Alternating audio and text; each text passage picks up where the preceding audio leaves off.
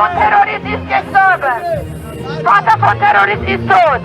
Er muss Arbeit suchen, richtig arbeiten.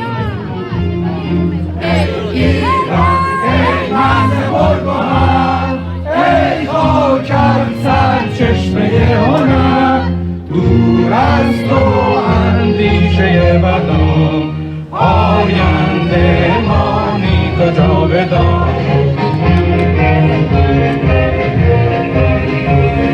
ای دشمن از تو سنگ خار ایمن آهنم جان من فدای خاک پاک میهنم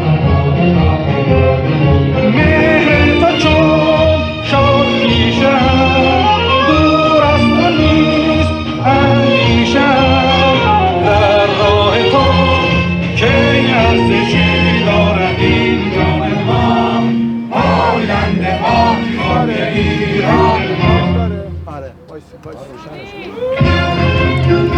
بچه ها بعد از موزیک سرود آنورم بذارم و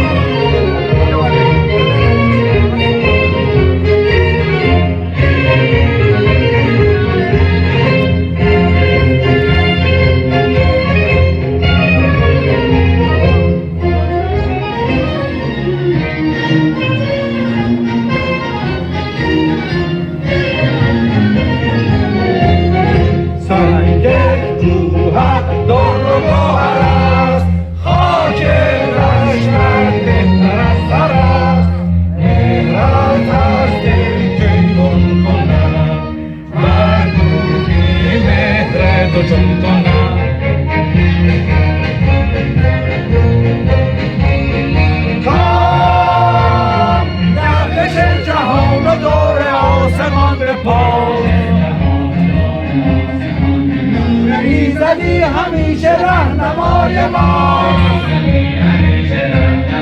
مهر تو چون شد پیشم دور از تو نیست اندیشم در راه تو که ارزشی دارد این جان